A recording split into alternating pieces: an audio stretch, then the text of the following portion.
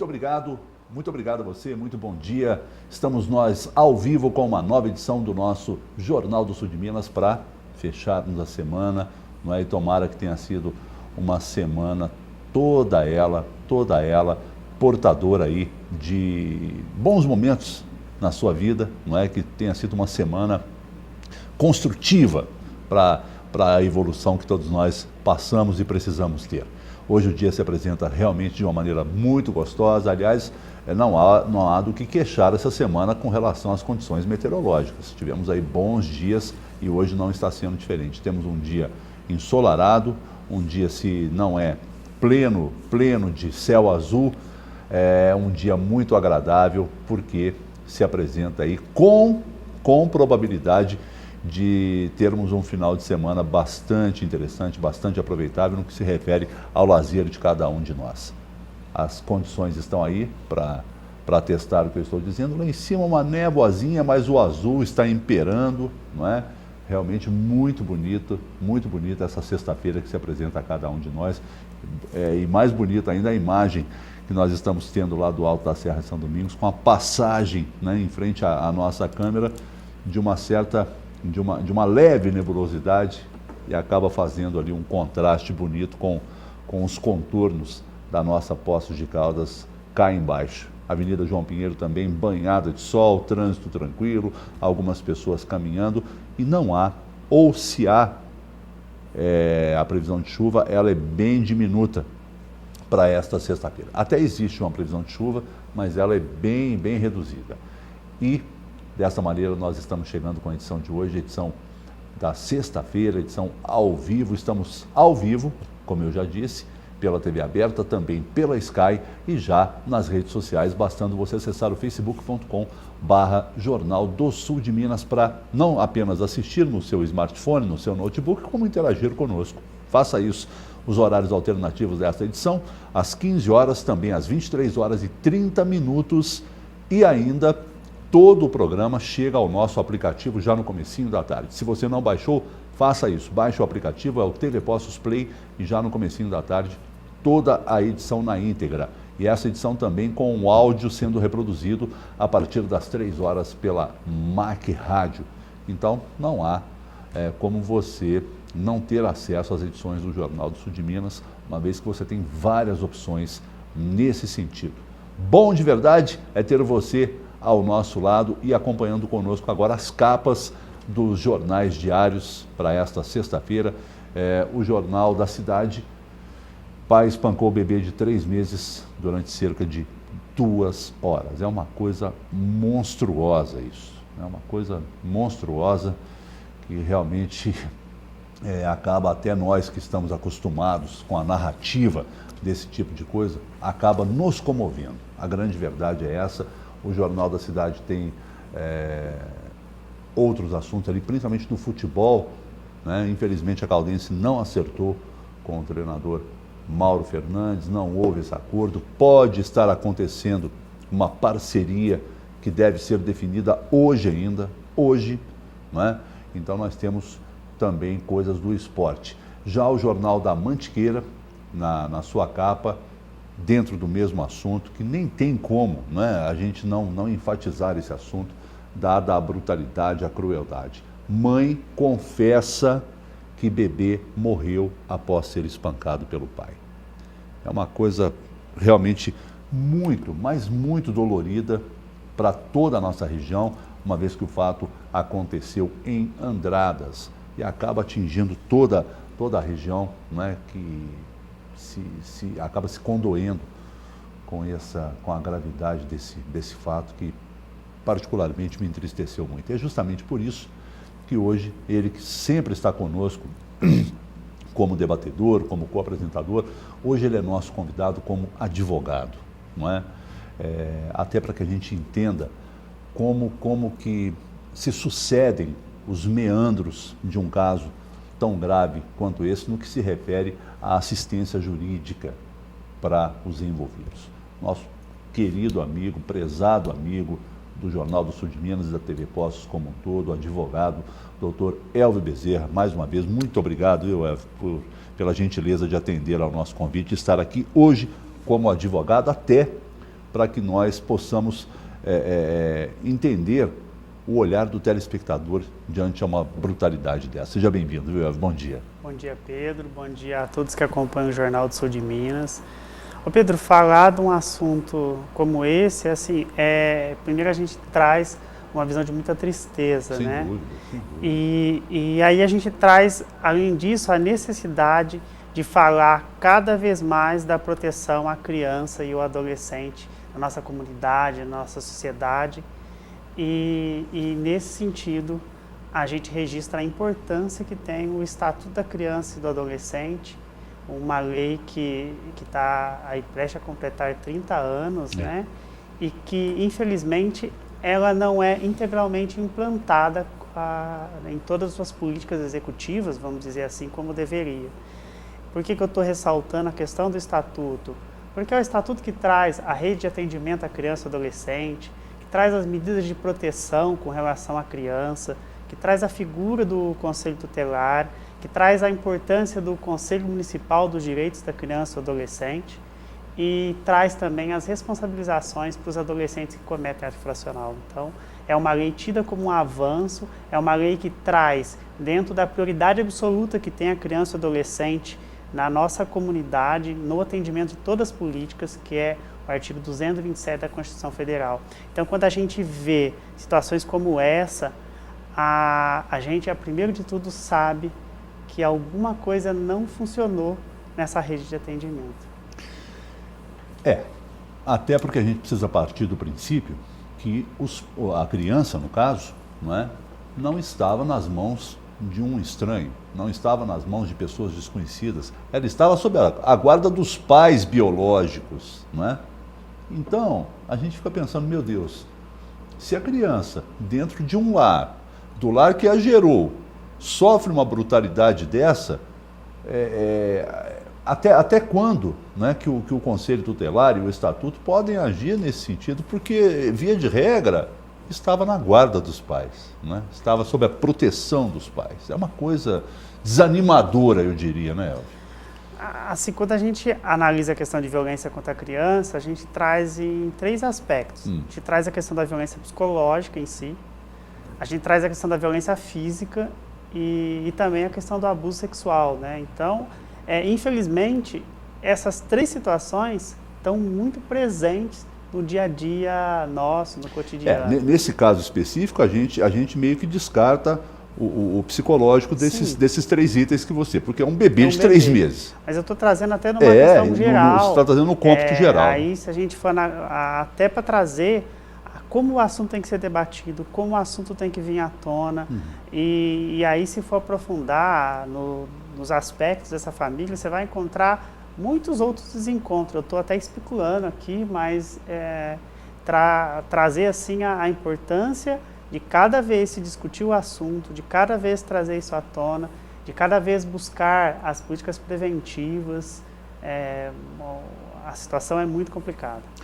Olha, esse caso aconteceu dia 27 passado, hoje é dia 29, Então, há 2 dias atrás, para amanhecer o dia 27. E no dia 27 eu tenho, todo mundo sabe disso, paralelo à TV, a minha atividade também no rádio, e dentro do que eu faço no rádio, eu tenho lá um horário que atualiza as ocorrências policiais, enfim. E, num primeiro momento, o relato que chegou dava conta felizmente, da perspicácia do agente funerário, que ele acabou sendo o grande responsável pela elucidação do caso, porque o bebê, o Iago, de apenas 3 meses, veio a óbito, num primeiro momento, com a queixa de ter perdido a respiração, foi o que os pais apresentaram. Ele não chorou para mamar, a mãe achou estranho, segundo relatos da mãe no primeiro momento, chamou o SAMU leva o bebê para a Santa Casa de Andradas, onde ele vinha a óbito. A partir disso, a funerária foi chamada. O agente funerário, talvez até pela prática, quando ele chegou para retirar o corpo, fazer a preparação do velório, ele falou, olha, eu não vou mexer. Tem alguma coisa estranha nisso. Nossa, essa criança, né? exatamente, essa criança está com hematoma. A partir disso, o hospital chama a polícia, a polícia vem, começa a investigação, o corpo do bebê é trazido para Poços, no IML, aqui o perito atesta politraumatismo, e aí começa esse circo de horror, porque a polícia parte para a oitiva do pai e da mãe. Vamos ver uma matéria que o Departamento de Jornalismo tem, já com o caso acontecendo de maneira mais clara, mais adiantada para a Justiça. Vamos ver. A morte do bebê de apenas 3 meses causou indignação em toda a população de Andradas. De acordo com o boletim de ocorrências, a mãe alegou que durante a madrugada a criança apresentava poucos sinais de respiração, então acionou o SAMU. No pronto atendimento municipal, foram realizados os procedimentos de reanimação, mas sem sucesso.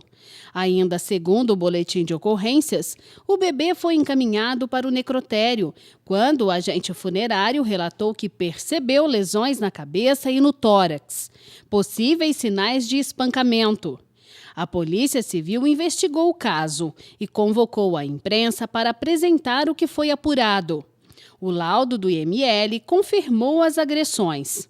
Com a notícia de que havia dado entrada no hospital, no decorrer da madrugada, uma criança de apenas 3 meses de idade e que em seu corpo havia algumas marcas que seriam compatíveis com lesões corporais. Diante dessas informações, a gente já de forma imediata requisitou o encaminhamento do féretro para o IML para que fosse realizado o exame de necropsia. E, paralelamente, nós já custodiamos os pais para que fosse iniciado o procedimento investigatório. Outras pessoas foram ouvidas, né? A exemplo do responsável pelo serviço fúnebre, que teve o primeiro contato com a criança. E tivemos diálogo constante com o pessoal do IML no decorrer dessa investigação. A delegada Michele Rocha foi a responsável pelo interrogatório da mãe.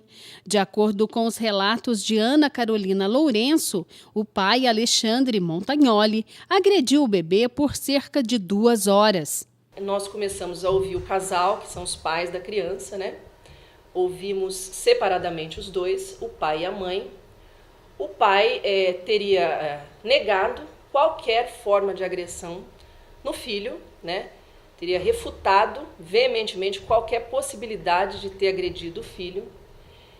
E a mãe, por sua vez, após muita insistência por parte dos policiais que acompanharam a oitiva, eu, o doutor Fabiano, o escrivão de polícia, mais investigador, enfim, ela acabou atribuindo as lesões corporais na criança às agressões que o pai teria perpetrado.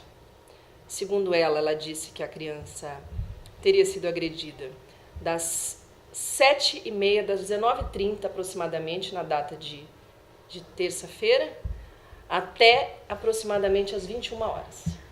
Então foram 2 horas de agressões. Agressões das mais variadas, segundo ela, que vai de tapas no rosto, joelhadas no abdômen e, enfim, que acabaram ocasionando a morte por politraumatismo dessa criança. Ela atribui o tempo inteiro ao pai, como que o pai tivesse praticado sozinho e ela tivesse simplesmente assistido e tentado, segundo ela, impedir. Segundo ela dizia a todo momento para o pai devolver a criança e parar, e que ele cessasse com as agressões, mas ela não teria sido atendida. O pai em nenhum momento acusa ela, inclusive o pai também demonstrou uma frieza incomum, né, na situação de um filho morto. Ele nega veementemente as agressões, inclusive ele teve uma mudança de personalidade no momento em que nós imputamos a ele a conduta criminosa, entendeu? E ele muito frio, a mãe também muito fria, e a todo momento tentando proteger, entre aspas, a conduta criminosa do pai. O que nos chamou muita atenção e nos causou até certo espanto. Não nos chegou nenhuma informação a respeito de uso de drogas, álcool, alguma coisa assim. Ainda segundo a investigação, há indícios de que o bebê já estava sendo vítima de maus tratos há algum tempo. O laudo poderá confirmar a existência de lesões mais antigas. A mãe revelou que as agressões podem ter ocorrido porque o pai se irritava com o choro. E segundo ela, a criança chorava muito, porque a criança tinha muita dor abdominal, que é o comum, né? Absolutamente comum, uma criança de 3 meses, mas segundo ela, ele teria se estressado, palavras dela, com o choro contínuo da criança. Outras ações serão realizadas nos próximos dias, até a conclusão do inquérito.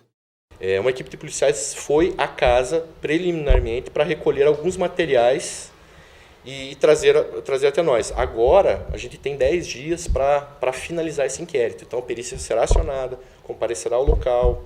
Estamos à espera agora do laudo de necropsia, só para confirmar o que nós já sabemos, porque mantivemos conversas constantes com o médico legista no momento da necropsia, que foi o que nos propiciou a lavrar o auto de prisão em flagrante delito dos pais e prendê-los. A gente não delimitou ainda 100% a autoria criminosa, né? Como nós já falamos, a gente tem 10 dias ainda para concluir esse inquérito.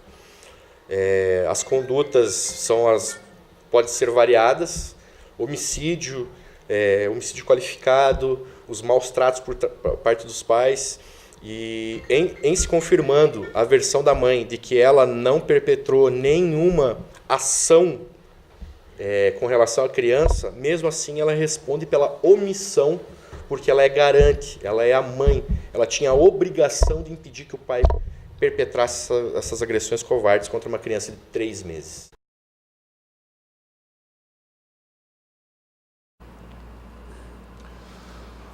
A gente fica tentando, doutor Elvio, é uma coisa realmente comovente, não é? A gente escutar o relato dos delegados envolvidos no caso com riqueza de detalhes, né? Em um determinado momento dessa oitiva, desse depoimento, a mãe diz que o pai, segundo ela, agiu assim porque ele estava estressado.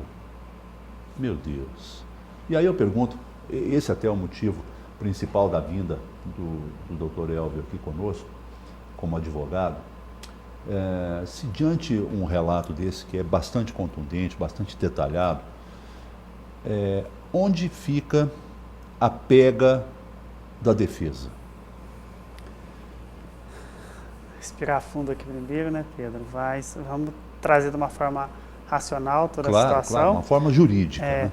Até porque o direito, sem querer interromper, Elvio, o direito à defesa ampla é constitucional, né? Independente da brutalidade do ato em si. Ô Pedro, a gente costuma falar, até vou trazer um princípio até bíblico, né? A gente acaba analisando essa situação como se você fosse contra o pecado e não o pecador, entendeu? Então vamos analisar o ato em si. Essa é a função do advogado quando assume a situação. É logicamente que o advogado não concorda com a crueldade em si, mas ele tem aí o seu papel profissional, que é garantir os princípios constitucionais, entre eles a ampla defesa e o contraditório. Então, porque a gente precisa deixar claro que existe uma mística que o advogado que assume um caso desse, ele está conivente ou concordando com o ato.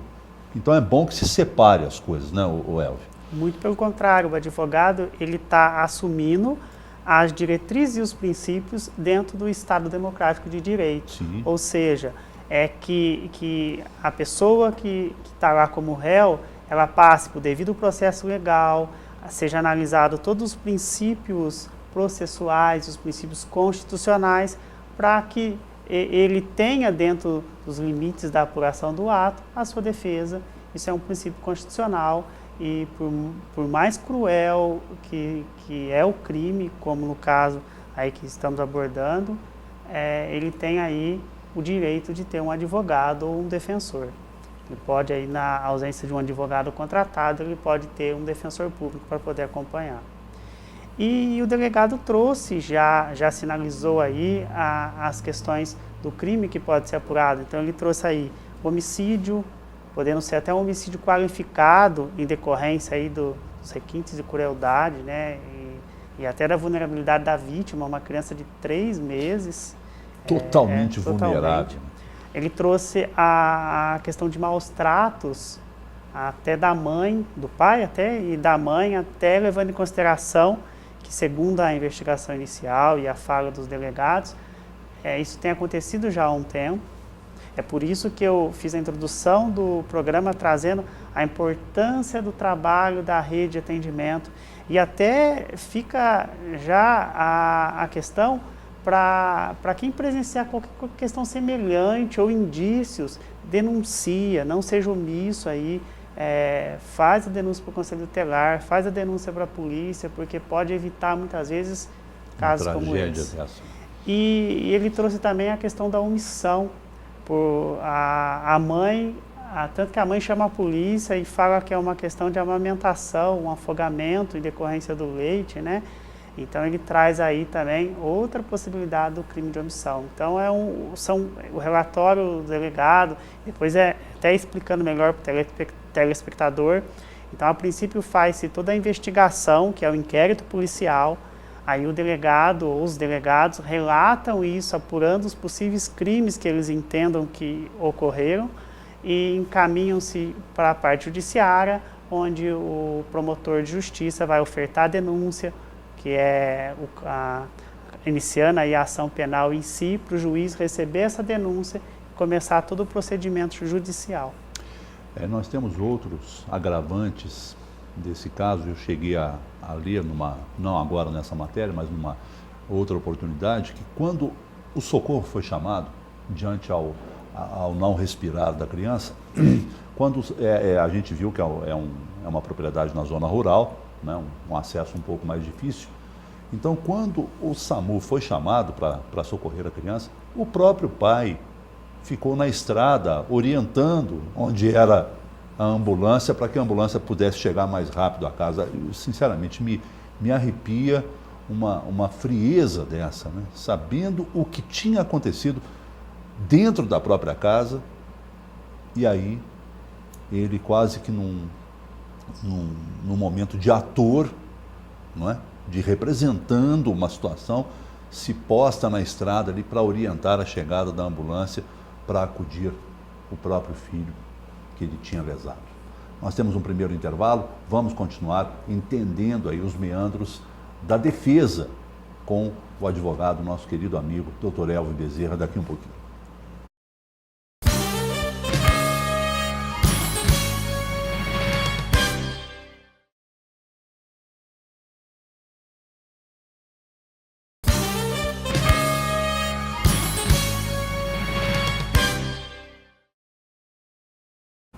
Estamos nós de volta, recebendo hoje, como advogado e não como debatedor, o nosso amigo, advogado Dr. Elvio Bezerra. Nós estamos tentando entender, não é, como que funciona o direito de defesa num caso tão chocante quanto esse que nós mencionamos já no primeiro bloco, desse espancamento levando a óbito um bebê de 3 meses na cidade de Andradas. E o Dr. Elvio, com extrema lucidez, não é, disse que se pune. Que eu trouxe, né? A gente não se considera o pecado. A gente olha o pecado nessa situação e não o pecador, o crime em si, né? Vamos apurar a situação a partir do crime. Sim. E dentro dessa situação, o que traz o ordenamento jurídico na defesa, no devido processo legal, nos princípios, né? O Elvio, há um tempo bastante recente, nós tivemos aí a vinda à luz da lei da palmada. Isso deu uma celeuma danada, muita gente contra, muita gente a favor, dizendo que palmada não traumatiza ninguém, acaba corrigindo. Como é que você analisa a chegada da lei da palmada? O Pedro, até um pouco antes de falar da lei da palmada, a gente volta no Estatuto da Criança. Na verdade, tudo que vem para quebrar paradigma, para mudar costumes ou até provocar a questão cultural, traz esse alvoroço todo, Sim, né? sim. Então, quando a gente vê o Estatuto da Criança, a gente volta um pouco antes, a gente encontra o Código de Menores, a gente encontra as questões da FEBEM, da FUNABEM, uns regimes mais autoritaristas, né? No sentido de amparar somente o menor abandonado. Aí a gente chega no Estatuto da Criança, que olha a criança como um sujeito de direitos, mas numa visão diferente, porque a criança não está na sua questão cognitiva plena, ela precisa de um olhar com diferenciamento na situação. Então é isso que a lei traz, essa visão mais de proteção, mas garantindo a toda criança e adolescente esse acesso ao direito. É isso que traz a questão da lei. E aí a lei da palmada, que vem bem depois, ela vem justamente para fazer uma reflexão sobre a violência, trazendo até, ela não é uma lei até punitiva, ela é uma lei mais reflexiva, mais pedagógica, é muito parecida até com a Lei Maria da Penha. A Lei Maria da Penha, ela faz uma reflexão do que é a violência doméstica. E a punição por essa violência doméstica vem dentro do Código Penal, vem dentro de outra legislação. A questão da palmada é muito parecido. Ela traz aí os exageros na questão da correção. E aí o que traz os pedagogos, os psicólogos, que deu origem até a lei da palmada, é que esses excessos que não são bem-vindos. Então, cuidar da criança, tratar a criança, corrigir com violência, isso que não é bem-vindo.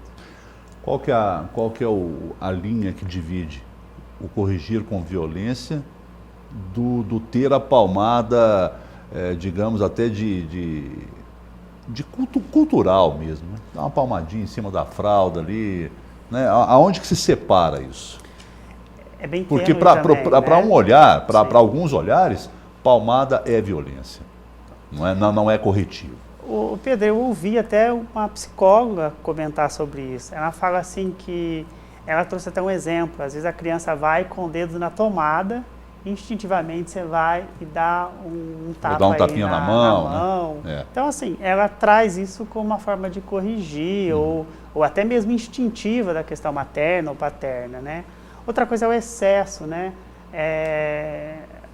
Por exemplo, o que acontecia antes, joelhar no milho para corrigir, bater. Mesmo na escola, né? Palmatória. Régua na cabeça. Eu levei reguada de pau, as réguas na cabeça. A cintada da fivela, quantas vezes ficou a marca e hematomas e tudo mais, fio de ferro. Aí você vai vendo, né?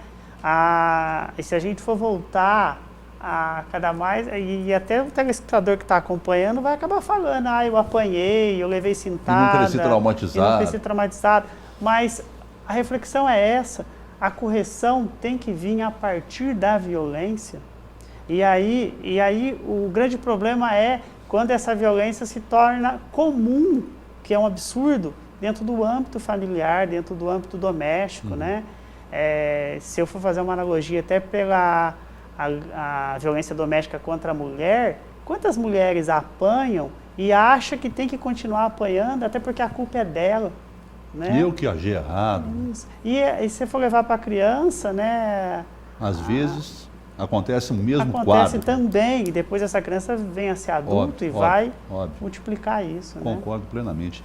Até porque, né, Elvis, nós precisamos entender um outro aspecto também, que nenhum de nós, homem ou mulher, já nasce sabendo ser pai ou mãe. Nós nos tornaremos pais, se isso for o caso, lá na frente, não é? E a gente vai ter que aprender isso na lida, na prática, porque ninguém não tem cursinho para se tornar pai e mãe. O Pedro, é um exercício até que se faz dentro do direito, né? O que é a maternidade, o que é a paternidade. E aí, quando eu coloco na paternidade, quantos processos que eu atuo, e eu acabo vendo que tem pai que acha que ser pai é só pagar pensão. Falta ali a presença, falta acompanhamento. Isso é acha que é só pagar a pensão quando paga a pensão Quando ainda, paga a né? pensão. Quando paga a pensão alimentícia. E acha que está se pagando muito, né? Mas falta presença, falta acompanhamento, falta cuidado. Eu estou trazendo até em questões de separação, né? Mas é assim, há de se perguntar, será que está preparado para ser pai? Será que está pronto para assumir toda a responsabilidade que a paternidade traz? E se eu for levar para a maternidade, é a mesma questão, né? No caso, né, nesse caso absurdo que a gente acabou de presenciar, a criança ser agredida por 2 horas porque chorava por questão de cólica, que é uma questão natural nessa fase da... Então aí você... vamos tentar... lógico que toda a questão da crueldade, do crime em si, ele vai ser punido nesse sentido, mas vamos anteceder um pouco, né?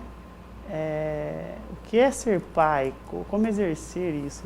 Exercer a paternidade não é fácil, não é fácil. Eu recebo uma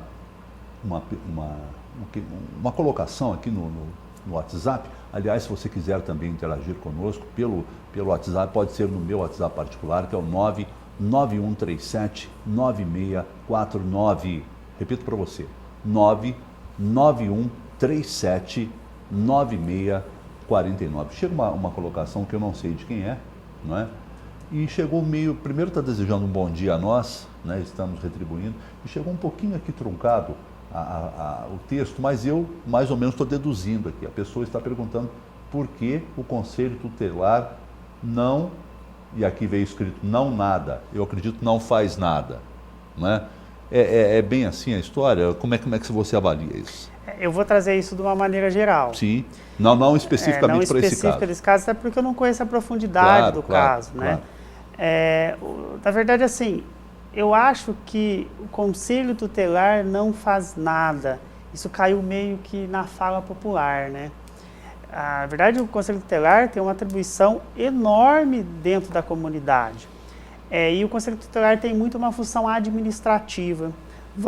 Eu vou pegar esse caso que está como exemplo, vamos pensar que se essa situação não tivesse chegado ao óbito do bebê, tivesse sido constatada aí uma situação de maus tratos e o Conselho Tutelar tivesse sido acionado e chegado nesse momento. Essa criança ia ser retirada dessa família, com certeza, ia ser encaminhado para o judiciário, e aí o judiciário ia analisar situações, por exemplo, se tem uma família extensa, se tem outro familiar para ficar com essa criança, se não tivesse, essa criança ia ser encaminhada por uma instituição, por um acolhimento institucional que a gente fala, né? Um abrigo ou uma casa-lar, até que se a justiça apurasse e definisse a situação dessa criança. Então, isso seria uma forma de atuação do Conselho Tutelar. Assim como em outras situações, advertência, responsabilização para os pais, encaminhamento para a rede de atendimento, situações de violência contra a criança, um órgão que é muito atuante é o CREAS, que é o órgão justamente que atua para poder cessar essa questão da violência. Uhum. Mas, Pedro, é importante ressaltar que quando a gente pega a legislação em si, os artigos que traz a proteção para a criança começam assim: é dever da família. Primeiro ponto, dever da família. Depois vem do Estado e assim continua. Mas dever da família por quê? Que momento que o Estado, o Conselho Tutelar no caso, ele é um representante do Estado, que momento que o Estado vai atuar? Justamente quando a família não está fazendo seu papel, quando o pai não está sendo pai, quando a mãe não está sendo mãe, quando não tem mais familiar para poder dar amparo para essa criança não está tendo todas as garantias. Mas aí, Elvio, a gente também ouve, dentro do contexto, né, dessa questão, aquela história assim: se o primeiro item é esse que você falou, é dever da família, e aí o pai vai dar uma palmada, o vizinho vai e denuncia o pai, o Conselho Tutelar vem com a punição ao pai. Isso é lenda, isso é folclore, existe uma avaliação nesse sentido. Eu sei que você não é conselheiro tutelar, Sim. Você não tem procuração para defender o Conselho Tutelar, mas eu gostaria de saber a tua visão, porque a gente ouve isso. Mas se o pai dá uma palmada e a própria criança às vezes chama o Conselho Tutelar vem e pune o pai. Aí que tá. Aí a gente tem que encarar também a questão do bom senso, da experiência do conselheiro. Existe esse bom senso no conselho? Existe. Então é lenda isso. Eu vou trazer como o que é a atribuição do conselheiro, tá? Não vou trazer casos isolados aqui. Claro. Mas o que tem que fazer o conselheiro dentro da sua atribuição? Analisar a situação. E aí vem até do poder público trazer uma capacitação para esse conselheiro, trazer para ele os instrumentos, os instrumentais para que ele faça uma boa atuação. Então, ele chegando numa questão, ele constata que foi uma correção, a exemplo daquela do dedo na tomada, vamos trazer assim, e não um exagero, não um excesso na questão de violência. Lógico que o conselheiro não vai punir esse pai, não vai trazer uma responsabilização. Mas, por outro lado, só o fato do conselheiro estar indo no local e apurando se é verídico ou não a situação, isso já é interessante. O conselheiro, ele na verdade, ele tem que ser visto como um parceiro da comunidade e não aquele bicho-papão, o algoz, ou né? o algoz, e falar, chama o conselho tutelar para poder punir. Não é esse o papel do conselho. Eu tenho aqui uma colocação da Débora Rodrigues pela internet e ela coloca aqui: bom dia, nós, e ela, no caso ela, nós levamos palmadas, cintadas, chineladas e viramos gente. Ela ainda prossegue: sou contra a violência, mas a correção dos nossos filhos é necessária, pois crianças nascem sem limites. Se nós pais não colocarmos, temos vários exemplos de filhos que foram criados sem correção e limites e que hoje são adultos problemáticos. Até quando conversávamos, nós falamos sobre isso, né? Eu vou trazer assim, Pedro, é dever da família, né? Então, essa correção tem que ser encarada de forma sensata pelo pai, pela mãe. Eu acho que tem que ter cuidado aí com os excessos. Eu não vou entrar numa seara que seria de um pedagogo, de um psicólogo, claro. Né? Mas ela, na fala dela, ela coloca: eu sou contra a violência, mas ela traz chinelada, cintada, isso não é violência? E eu pergunto para ela, né? Eu acho que a reflexão nesse sentido, e não sou o dono da razão, e não é isso que eu estou defendendo, a reflexão é: será que a violência é necessária para a correção? Será que a violência é o único instrumento ou ferramenta para a correção? Eu deixo a pergunta. Ou então, se é o último, né? Se é o último recurso. Se é o último recurso. Nós temos mais um intervalo, bem rapidinho, e na volta o Dr. Elvio Bezerra continua conosco, nos atendo a esse caso monstruoso, né? Lamentável sobre todos os aspectos que nós estamos abordando no programa de hoje, esse caso ocorrido lá em Andradas. Voltamos já já.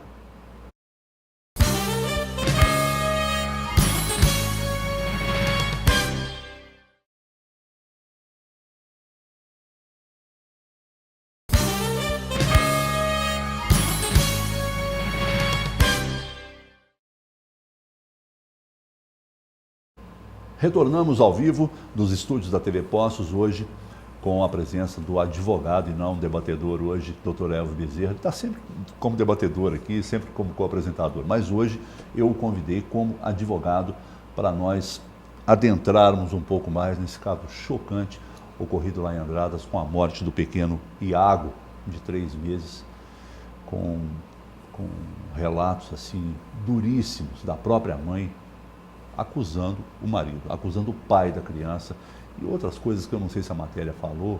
Ela, num primeiro momento, ela disse que a criança foi vítima de joelhada, sabe? É uma coisa inconcebível.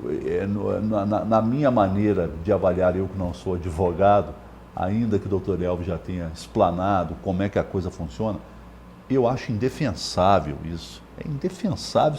O advogado, eu tenho dó do advogado, porque ele vai alegar o quê? Ele vai pegar quais subsídios para defender o seu cliente. Aqui, durante o intervalo, eu e o Dr. Elvio conversando sobre o caso de uma colega dele, né, uma advogada aqui de Poços, que assumiu a defesa daquele outro caso, quando morreu a menina Ana Lívia. E a advogada foi duramente criticada nas redes sociais, virou uma situação muito difícil. Como é que funciona isso para o advogado? Ele pode primeiramente dizer não ao caso? não quero, não é da minha, né, do meu feitio assumir um caso assim. Como é que funciona isso? O Pedro, o advogado pode, sim, dizer não, ou nessa área eu não atuo, ou esse tipo de situação eu não defendo, né? Mas é uma decisão do advogado. Mas o caso da colega, por exemplo, que tem uma atuação na esfera criminal, ela atua com situações semelhantes, né? É a parte profissional dela. E aí a gente entra dentro das prerrogativas do advogado, por mais cruel que seja a situação. O contrário disso é a barbárie. Sim. Né? Não é? Vamos trazer situações de criança, de violência contra a mulher e várias outras situações. É complicado mesmo, é difícil até humanamente de refletir. Mas o advogado está fazendo o trabalho dele, dentro das prerrogativas dele, dentro dos princípios constitucionais, dentro do que traz o Estado democrático de direito. E aí essa situação, a punição tem que ser pelas vias legais. É o que eu quando atendi situações do núcleo de violência contra a criança, contra a mulher, é a questão que eu sempre falava. Para a vítima, a gente traz o cuidado que ela necessita. É caso que, infelizmente, nessa situação, há uma fatalidade, por isso que os pais vão responder pelos crimes que cometeram. Mas a vítima, a gente traz o cuidado, o amparo psicológico, o atendimento da rede. Pro criminoso, para a pessoa que cometeu o crime, o devido processo legal e o rigor legal. Então ele vai ser submetido ao julgamento da justiça, à apuração pelas autoridades policiais e judiciais da situação. E nesse tripé onde tem o promotor, onde tem o juiz, tem o advogado. O advogado é necessário para o exercício da justiça, para a defesa da pessoa que está sendo submetida a esse julgamento. E isso não é só para a pessoa que cometeu o crime, até porque todos nós estamos suscetíveis a cometer qualquer tipo de crime. Às vezes a gente fala uma questão dessa, a pessoa acha isso um absurdo, a gente trazer isso à tona. Mas estamos expostos a questões inusitadas, a sinistro a todo momento, seja no trânsito, seja num dia que a gente não está legal, enfim, várias situações que pode colocar a gente aí numa situação de ser réu e necessitar de uma defesa profissional. Muito bem. Aquela manifestação antes pelo WhatsApp, que eu não sei de quem que ficou meio truncada, a pessoa voltou a dizer o seguinte: Pedro, eu vi na televisão, não sei em qual canal, uma vizinha da família e do casal que teria chamado o conselho tutelar antes da gravidade do fato acontecer e que, segundo o que está escrito aqui, o conselho tutelar não fez nada. Entendeu? Então estou fazendo essa colocação. Tem mais uma colocação bem rápida aqui, Elvio, até porque o nosso tempo já está estourando, né? Primeiro, o Luiz Coutinho Rezende nos assistindo, a Ana Santos lá nos Estados Unidos, obrigado, Aninha. O Alan Batista posta o seguinte: a educação vem de casa. Ele coloca isso, a educação vem de casa. O limite também é de casa que vem o exemplo e o diálogo. Eu acredito que sem nenhum tipo de violência, existem vários, é possível educar para que a criança cresça e perceba que na conversa é possível resolver seus conflitos e mesmo que não seja resolvida, a frustração também é uma forma de aprender na vida. Às vezes quando a criança se frustra, e falávamos isso aqui no intervalo, a violência gera muitos sentimentos negativos e consequências irreversíveis e precisamos ensinar nossas crianças a expressar os seus sentimentos sem achar que bater é uma forma de se comunicar. Né? Colocação do Alan Batista. A Ana Santos dizendo o seguinte: sangue de barata na veia desses advogados. Não é? É o lado emocional da situação. Não é? Na verdade, a atuação nossa é não que a gente não tenha emoções, não tenha sentimentos. E não quer dizer que vocês concordem com um ato bárbaro. Mas é a atuação racional. A gente tem que atuar com a racionalidade que a situação requer. É necessário. É necessário. E uma colocação, eu achei muito interessante a participação do Alan. Ele traz uma maneira muito sensata, né, essa abordagem de não violência, né? Eu só queria complementar o tanto que hoje a família acaba delegando a sua responsabilidade para a escola e para outros órgãos. O conselho tutelar tem que dar conta, a escola tem que dar conta, a professora tem que dar conta, e aí falta justamente esse papel e essa função da família na vida da criança. A gente até entende que o tempo de pai e mãe está cada vez mais diminuído, né? Tempo de convívio, que eu digo, por conta de trabalho. Tem gente delegando isso para a internet, né? Não é verdade? Lamentavelmente e perigosamente. A gente, claro, como cidadãos e cristãos, né, que somos, esperamos o melhor desfecho dessa história, o justo desfecho dessa história, seja ele qual for.